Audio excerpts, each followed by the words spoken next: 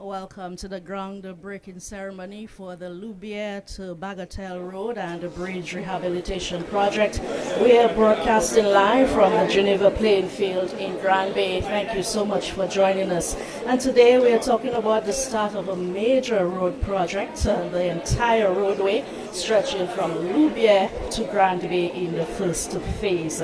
As we await the official start of the program, I am joined by Dr. Ginora Joseph. She is the project manager, Major Capitals Project. Dr. Joseph, good afternoon and welcome. Good afternoon, Dion. Thank you for this warm welcome. Today is indeed a momentous occasion for the people of Grand Bay, for the people of Dominica by extension. Yes, provide our listeners with an overview of this road project, the scope, what we're expected to see happen on the ground. So this road project has been 8 years in the making. So it was a road rehabilitation project in response to Tropical Storm Erica, and the design had to be further reconsidered after the effects of Hurricane Maria. So it has taken us some time to get here, but we are quite happy that we're here. We are looking at rehabilitating 10 kilometers of roadway, which includes the construction of 5 bridges. We will also have the installation of culverts and improved drainage, as well as road widening along the road, and the inclusion of slope stability interventions to increase the road safety for the road users. Part of the project is the construction of 5 bridges. Talk to us about This project, very interestingly about this project, the efforts of the design of the project was gender responsive and climate responsive. What are you getting? Okay. What are you thinking? You put on external. Yeah, but it's not saying I put on eating and it was still wasn't doing so that's what the problem. At the LOUBIERE brewery, we will have a replacement of the Pichelin Bridge. So currently we have a bypass in that location, and we'll have a new bridge constructed there. There will be a bridge constructed in Grand Bay North, and the final bridge, which will be Mitcham Bridge, will remove that significant curve, and it will allow the people of Grand Bay to be able to commute even in heavy rainfall events without that obstruction that they typically experience at Mitcham. So this is a very significant design component of the road.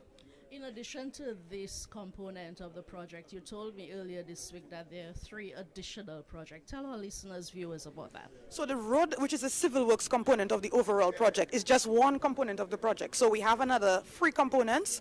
So one of those would be the development of a road safety awareness strategy. So that was launched in 2023. So you would have seen a campaign to improve the awareness of our motorists, our road users, on road safety measures such as seatbelt wearing of helmets for motorcyclists. And also we had the development of a road asset management system, which is critical to the maintenance of our road safety our road network across all of Dominica, not just in the south. Mm-hmm. In terms of the road construction, when you drive through the communities, especially Pichelin, it looks a little bit tricky in terms of the engineering. Tell us how you and your team intend to work around that. Okay, so we recognize that the road is the only corridor for the people of the south. So from as far as Bagatelle, this is the only roadway that people have to access these areas at the moment. So we realize that there is a need for the usage of the road to be maintained. So what we have, recently we had construction of the Shotwell bypass. So this will form a critical aspect of the road construction program in terms of the diversion of traffic. What we will also see in the road is that we will restrict the amount of road that is left basically excavated or open at any specific period in time to about 1 kilometer, so that we minimize disruption to the road users in the area. I'm gonna need your mic now. I know you're an engineer and probably you're a little bit more technical than the rest of us, but can you talk to us about the expected benefits of the enhanced roadway to residents in these communities and Dominicans at large? So what we will see with this roadway is rehabilitation of the road surface. So that will mean that we have see improvements in road safety critically. We will also see slope stability interventions that will improve the safety of the road overall, the resilience of the road to rainfall events, landslide, and slope instability.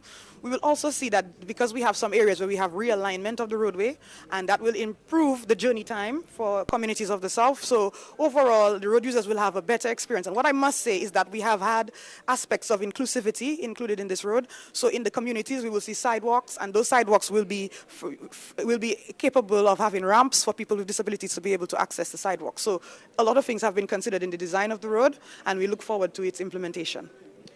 After this afternoon's groundbreaking ceremony, what happens next in the life of the project? So this groundbreaking, so what we can say is that the contract has been awarded and the project has an official start date. So what we expect to see is mobilization of the contractor. Now, what Dominicans can expect in this phase, we will see that the contractor makes a lot of preparations to occupy the site and to commence the construction work that we all look forward to. So we will very shortly see in October, we'll start to see the mobilization of equipment, of the surveyors on the road to set up the road center line. So these are the things that we will start to see in the beginning stages of the road construction. Dr. Joseph, this has all been very enlightening, and we thank you so much for sharing your knowledge of this particular project with us. Thank you. And the program here is about to begin shortly at 3:30. Very soon we expect the arrival of the Honorable Prime Minister Roosevelt Skerrit, and later the arrival of Her Excellency Silvani Burton, President of the Commonwealth of Dominica. And Mr. Burton, we are expecting addresses from the Honorable Julian Defoe. He is the parliamentary representative for the Petite-Savan constituency. Honorable Vince Henderson, the parliamentary representative for the Grand Bay constituency, as well as Mrs. Therese Turner-Jones, Vice President Operations Acting of the Caribbean Development Bank. After that, we expect to see some entertainment from the Petite-Savan Cultural Group, followed by remarks from Mr. Malcolm Gare. He's also of the Caribbean Development Bank. Honorable Fidel Grant, the Minister for Public Works, Public Utilities, and the Digital Economy, as well as a performance from the Tradibel Cultural Group. And then, of course, we'll hear from the Honorable Prime Minister Roosevelt Skerrit, followed by the official turning of the soil to signal the start of this important project.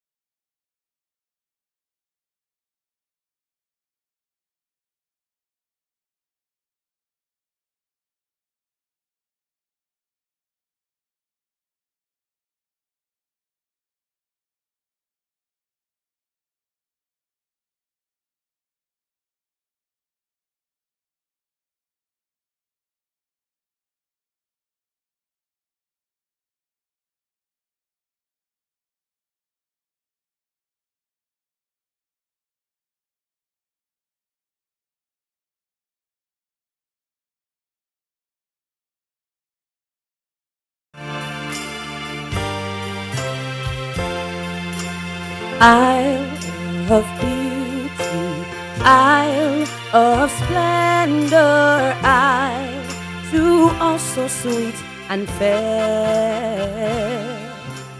All must surely gaze in wonder at thy gifts so rich and rare. Rivers, valleys, hills and mountains, all these gifts we do extol. Healthy land, so like all fountains, giving cheer that warms the soul. Dominica,